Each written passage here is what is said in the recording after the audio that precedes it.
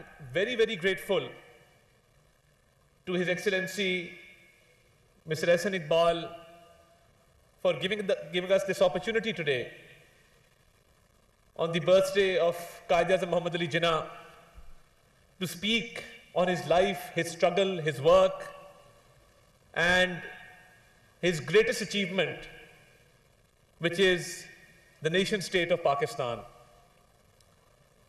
Sir मैं शुक्रगुजार हूं कि आपने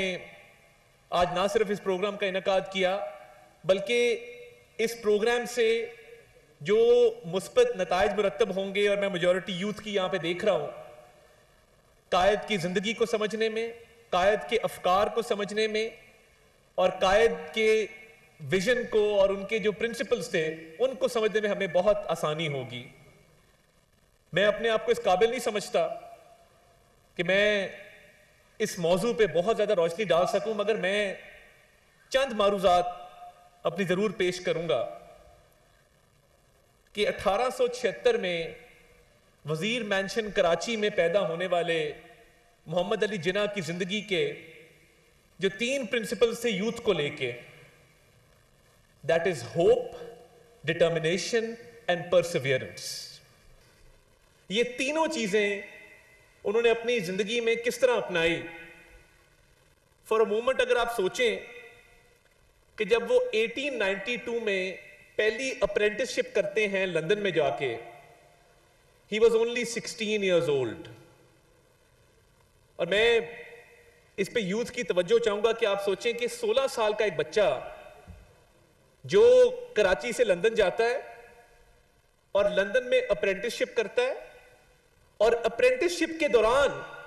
वो ये फैसला करता है कि मैंने अपना करियर जो है वो लॉ की फील्ड में परसू करना है। और जब वो ये फैसला करता है, and I am talking about determination and Perseverance, और ये कहने का मकसद ये है कि जो चीज आप ठान लें, फैसला कर लें और डिटर्मिन्ड हो जाएं, तो फिर अल्लाह ताला आपकी मदद करता है and you can achieve the impossible. और क्या नतीजा निकला इस चीज का कि जब 16 साल के मोहम्मद अली जिन्ना ने यह फैसला किया कि मैंने अप्रेंटिसशिप के बाद मैंने लॉ करना है, मैंने लिंकन्स इन जाना है, और लिंकन्स इन जाने की वजह भी मैं आपको बयान करूंगा कि इन्स ऑफ कोर्ट है जहां से आप बैरिस्टर बनते हैं। And why he chose Lincoln's in, historians ये लिखते हैं कि उन्होंने लिंकन्स इन का इंतखाब इसलिए किया कि लिंकन्स इन की बिल्डिंग के अंदर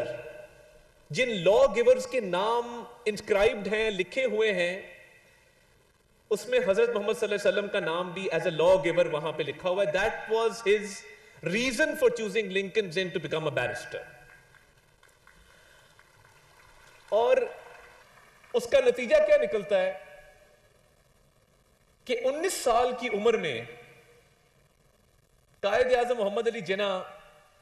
is called to the bar, becomes a barrister, और उनको ये एजाज हासिल हुआ कि वो बर्रे सगीर के जो इंडियन ब्रिटिश सिटीजन्स थे उस वक्त के, he was the youngest Indian British citizen to become a barrister। एक इतनी बड़ी आबादी वाला इलाका और रीजन, उसमें से एक नौजवान कराची से उठता है और वो तहैया करता है और वो निकल पड़ता है, और वो 19 साल की उम्र में यंगेस्ट बैरिस्टर उस खित्ते का बन जाता है। So this is the hope, Perseverance and determination that I am talking about. और मैं समझता हूं कि अल्लामा इकबाल का ये शेर उन पर बिल्कुल फिट बैठता है कि जमाने के अंदाज बदले गए, नया राग है साज बदले गए, खिरत को गुलामी से आजाद कर, जवानों को पीरों का उस्ताद कर। दिस वॉज इकबाल के शेर को अगर आप देखें तो कायद-ए-आज़म मोहम्मद अली जिन्ना ने अपनी जवानी में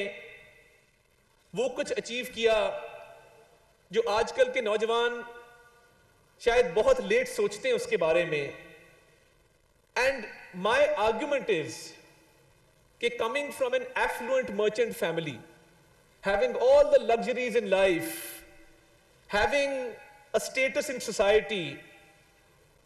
हम देखते हैं कि जब आपको सब कुछ मयसर हो जिंदगी के अंदर,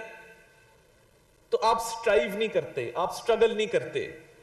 आप कहते हैं कि मुझे क्या जरूरत है स्ट्रगल करने की या स्ट्राइव करने की, मेरे पास तो अल्लाह का दिया सब कुछ है। बट डिस्पाइट दैट आप उनकी स्ट्रगल देखें, उनकी स्ट्राइव देखें और उनकी डिटर्मिनेशन देखें। और इसके बाद अगला जो जिंदगी का मरहला है, मैं not here to give a lecture on history but some aspects of his life I want to highlight, कि जिस पे बात बहुत कम होती है। ऑफ हिज लाइफ, हम पाकिस्तान बनने की बात भी करते हैं, पाकिस्तान 1930s 1940s की हम बहुत बात करते हैं, बट ये जो पहलू है उनकी जवानी का, ये अक्सर कहीं उस चैटर के अंदर थोड़ा बैकग्राउंड में चला जाता है। तो आप अगर उनकी जिंदगी का अगला हिस्सा देखें कि जिसके अंदर as a lawyer, as a politician and as a practitioner वो जिंदगी के अंदर आए, प्रैक्टिकल जिंदगी के अंदर, तो वो टोटल दो चीजों पे मबनी था, एक असूल और दूसरा प्रोफेशनल कैपेबिलिटी।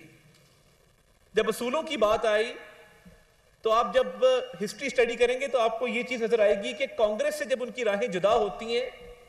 वो असूलों की बुनियाद पे होती हैं। उनको वो सब कुछ जो कांग्रेस करना चाह रही थी थ्रू सिविल डिसोबीडियंस, उस वक्त वो काबिल कबूल नहीं था। He had his own vision of attaining autonomy and independence। तो जिंदगी में कभी असूलों पर कॉम्प्रोमाइज नहीं किया। और मैं आपको जरूर अर्ज करूंगा, जितने यंगस्टर्स यहां बैठे हैं, कि आप उनका 1908 का कॉकस केस जरूर पढ़ें, फिरोज शाह मेहता वाला।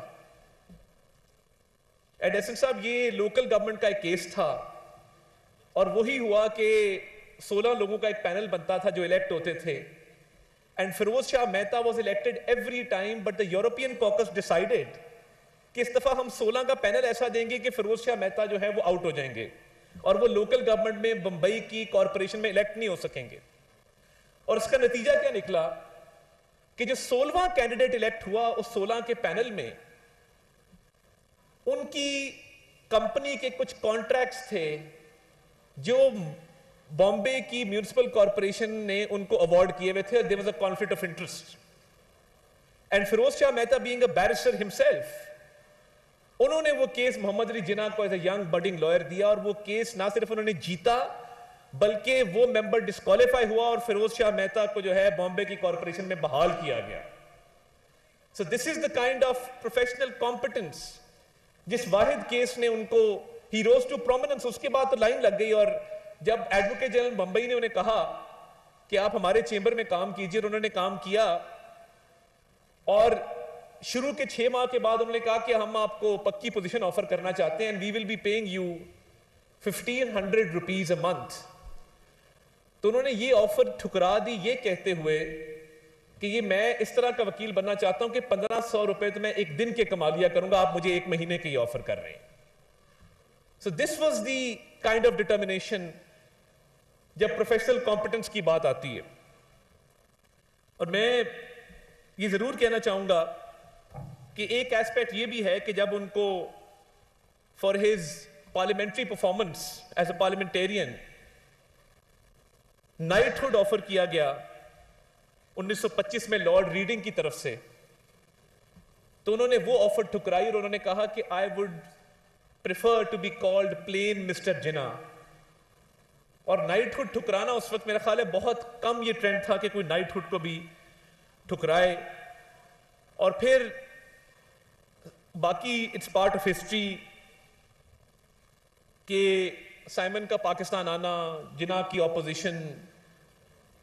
लाहौर डिक्लेरेशन और 2 नेशन थियरी को वो हैमर करते रहे। जिस तरह आजकल कहते हैं ना कि नैरेटिव बनाने के लिए जरूरी होता है कि एक पॉइंट को आप हैमर करते रहें। एक असूल जो उन्होंने नहीं छोड़ा वो 2 कौमी नजरिया था, that was the 2 nation theory. और आज जब हम भारत के अंदर देखते हैं कि इस मॉडर्न डे एंड एज में भी Hindutva is on the rise, जहां पे हम देखते हैं कि एक बहुत बड़ी स्टेट का चीफ मिनिस्टर एक मुसलमान खातून के चेहरे से नकाब को नोचता है, तो वो सिर्फ एक खातून का नकाब नहीं नोचा गया, उसने तमाम मुसलमान खवातीन का नकाब नोचा, उनकी डिग्निटी को उसने कॉम्प्रोमाइज करने की कोशिश की है। Every such act it endorses, strengthens and legitimizes the two nation theory according to which Pakistan came into being. हर गुजरते दिन के साथ हमारा ईमान पक्का होता है और हमारा जो बिलीफ है ये स्ट्रांग होता है कि टू नेशन थियरी, जिसके कायदे आजम सबसे बड़े एडवोकेट थे और जिस टू नेशन थियरी की स्ट्रगल के नतीजे में आज ये मुल्क बना और हम आजाद फिजाओं में सांस ले रहे हैं, ये टू नेशन थियरी हमेशा दुरुस्त रहेगी। और मैं इन द कंक्लूजन आपको ये बताना चाहता हूं कि जो 1940 में जब रेडियो के ऊपर एक कॉन्फ्रेंस का इनेकाद किया गया, जिसमें गांधी भी थे, जिसमें ब्रिटिश राज रिप्रेजेंटेटिव थे और जिसमें कायदे आजम भी थे, तो 1940s में उन्होंने उसी वक्त sitting on all India radio Pakistan जिंदाबाद का नारा लगा दिया था। एंड वो एक नारे से पूरे बड़े सगीर के मुसलमानों को जो होप मिली, उनकी स्ट्रगल के अंदर मजीद तकवीयत आई और उनको मजीद हौसला मिला। और देखिए, हम ये कोट सुनते जरूर हैं, but every time I hear Stanley Wolpert's quote, every time रोंगटे खड़े हो जाते हैं। It gives you goosebumps every single time, क्योंकि ये किसी हिस्टोरियन ने किसी लीडर के बारे में ये नहीं कहा कि few individuals alter the course of history, fewer still modify the map of the world, and hardly anyone can be credited with creating a nation state. Muhammad Ali Jinnah did all three. तो ये कितना बड़ा एजाज है कि अल्लाह के फजल से ना सिर्फ बड़े सगीर के मुसलमानों को आज़ादी दी, बल्कि तारीख के अंदर एक ऐसा नक्श बनाया which will remain for all times to come। और मैं एंड पे सिर्फ ये कहूंगा कि ये पाकिस्तान हमारी शनाख्त है, हमारा फख्र है, और इसने हमें इतना कुछ दिया है कि आज पूरी दुनिया पाकिस्तान को ना सिर्फ रेलेवेंट समझती है, पाकिस्तान की सॉफ्ट पावर को, पाकिस्तान की मिलिट्री पावर को वो मानती है। तो इस पाकिस्तान की कदर करें और अल्लाह ताला जो है वो आपको रिवॉर्ड करेगा, बिकॉज ये पाकिस्तान इस नारे के ऊपर बना था कि पाकिस्तान का मतलब क्या, ला इलाहा इल्लल्लाह। और इन अशार के साथ मैं इजाजत चाहूंगा कि जो कुछ है वो इस पाकिस्तान की मरहून मिन्नत है। ये परवीन शाकिर का एक शेर है कि बख्त से कोई शिकायत है ना अफलाक से है, बख्त से कोई शिकायत है ना अफलाक से है, यही क्या कम है कि निस्बत मुझे इस खाक से है, और बज़्म अंजुम में कबा खाक की ओढ़ी मैंने, और मेरी सारी फजीलत इसी पोशाक से है। पाकिस्तान जिंदाबाद। वज़ीर इत्तलात तकरीब से खिताब कर रहे थे। अतातारड़ ने कहा कि कायदे आज़म की जिद्दोजहद और उसूल पसंदी नौजवान नस्ल के लिए मशाल राह है।